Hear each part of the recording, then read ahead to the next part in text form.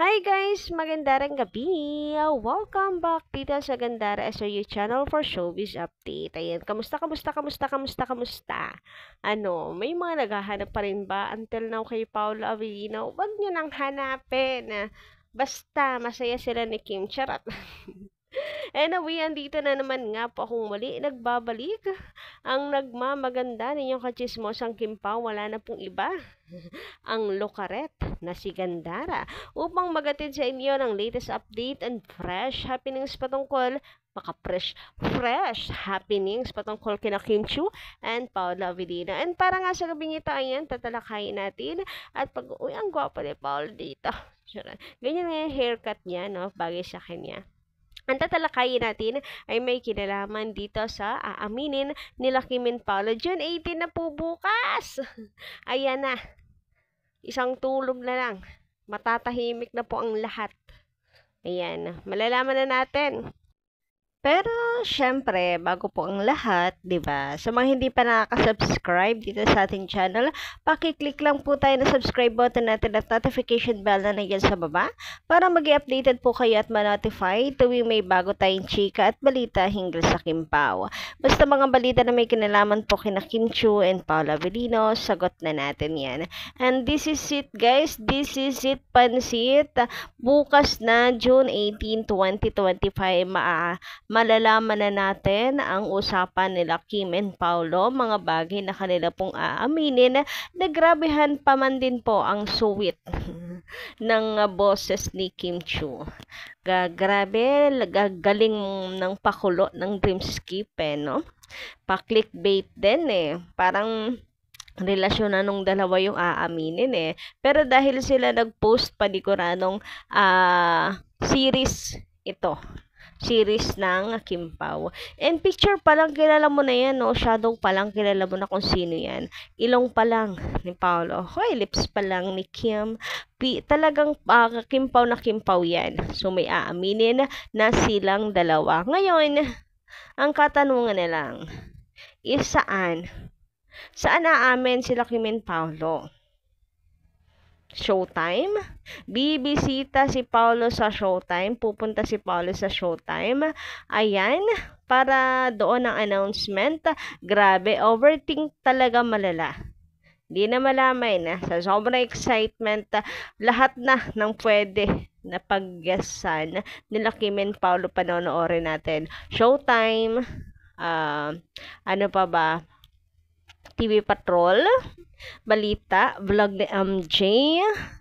Ano pa ba saan pa ba pwede silang umamin?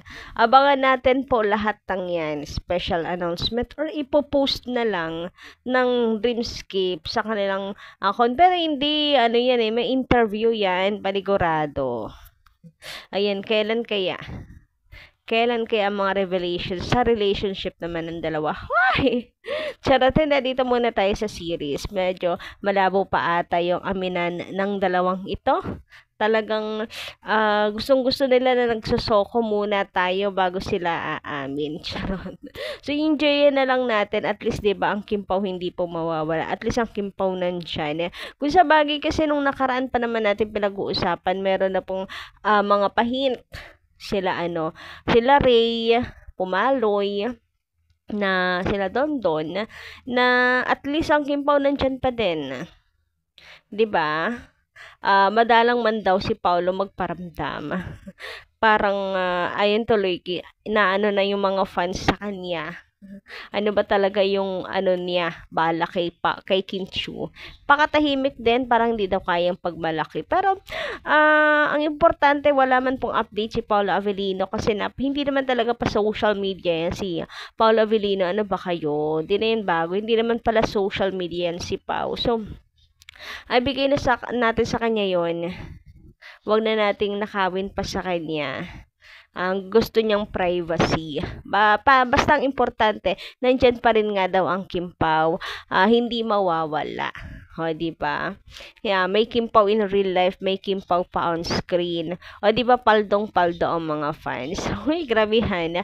So, ayun na nga, saan kaya lilitaw ang Kim Pao? Sana po mag-guest din sa Showtime si Paolo Avellino. Ulit, ang sarap siguro ng panoorin, ng tuksuhan muli ng mga co-host. Ay! Kilig to the bones na naman for sure. Pulutan na naman paligurado si Kimchi sa Showtime. Bunot na naman. Sana po sa Showtime bukas nandiyan si Paolo Avellino, June 18. Hoy, mark your calendars, guys. Anyway, speaking of kimchi, di ba nga, nagpa-short hair si Kimi. Pansin naman po natin yan. Kahit itago niya sa Showtime yung hair niya na, ayan, magpa-hair extension siya. Alam natin na short hair si Kimi. And I think kasama yan sa, kanyang preparation, yung kanyang magiging character sa series. And ayun nga, guys, bagay pala kay Kim Chiu din yung short hair. So, ayan, ang ganda ni Kim Chiu, super classic, elegant na naman po pala talaga sadya ang look niya kapag naka-short hair. Tingnan mo nga naman, nagrabihang face card yan. Kahit may bangs pa, napakaganda talaga. Chinese si Kimi, pero ganyan-ganyan yung ganda ng mga napapanood natin sa mga Korean novela, 'di ba? Ganda talaga ni Kim Chiu, guys. Sana talagang si Kim Chiu talaga ang kapartner ni Paolo Avellino sa series na kanyang gagawin. Sana talaga po ay may project ang Kim Pao. May announcement na bukas pero makamanifest. Yes, hanggat wala pong announcement, 'di ba? Tuloy-tuloy lang po ang pray. Ayan na. And mukhang sila naman na talaga kasi dun pa lang sa video, 'di ba, ng balak sabihin daw, aminin next week, talagang Kim Pao yan. Wala na pong iba. So, super excited na po ako. Syempre, yung mga announcement, anong klaseng project to. Baka mamaya for sure may maglalabasan yung bashers sasabihin, Kim Pao na naman, Kim Chiu na naman. Nako, wag na po nating pansinin yan. Pero panigurado meron at meron yan. Nakakagigil lang na para bang kasalanan pa ng Kim Pao. Basta. Nalala ko may isang tao talaga na nagsabi ng ganyan about sa Kim Pao na sila na naman. Hindi kaya nakakasawa ang Kim Pao. Anyway, magbasa naman tayo ng comment. Guys, yung comment ni Madam Andre Denton, sabi niya, bigyan natin sila Paolo and Kim na maging masaya sa company ng bawat isa. At least pinapakita nila sa atin na masaya sila. Maging masaya na din tayo at maging panatag na sila na. Nag-deny na yan si Paolo kung walang sila. Nag-deny na daw sana. Kasi di ang tipo ni Paolo na magpapadala sa fake moves para lang masabi ng sweet sila. Hay nako, gigil na naman ako. Sila na ang magjowa. Tapos. Saba, Miss Gandara, maging matibay ka. Ay, sana Miss Gandara, maging matibay ako, Madam Andre. Huwag kayong mag-alala. Matibay to, matatag. Sus ko.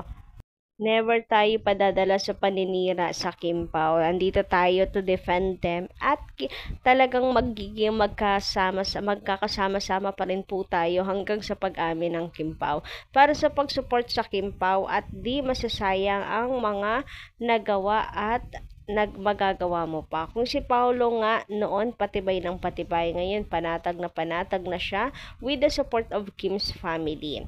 Lahat ng first dito niya naranasan sa prinsesa Chinita niya.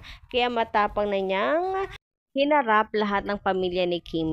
Supe na ang mga bashers at sa kadalaan na sa kasalan na mauuwi ang Kim Pao after ng contract ni Kimi. Na kumbaga, di lang ang help po kayo, Madam Andre Denden. Syempre, after po ng lahat-lahat, yan po ang gusto natin na maging ending po ng Kim Pao. Sabi naman dito na isa pa natin commentor, shoutout Madam Edita. Sabi niya, hello Gandara, good AM. Thank you sa update. Napakaswerte sa dalawa. Hatid sundo. Kaya ang ating Kimi, san man na mapunta, kasi bantay sarado si Kim kay Pao para walang makapanakit sa kanya. Lalo na sa mga inggitera at mga basher. Siyempre, ililigtas niya ang ating Kimi sa kapahamakan. Grabehan naman, ginawang superhero si Paolo Avellino. Maunawain si Pao kay Kiam. Alam mo na, mahal talaga sobra.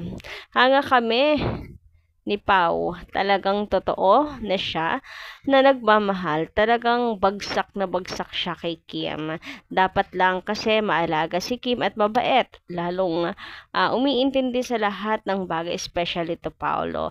Ganon din si Pao. Sana both of them ay hindi na magkahiwalay. In Jesus' name, Amen. So, ayan guys, hanggang dito lang muna ang ating update. Pa-comment na lang sa baba na inyo pong mga reaksyon about this topic natin. Maraming salamat din sa pakikisama po sa akin ngayong gabing ito. Kita-kits na lang po tayo sa susunod kong chika. Maraming salamat.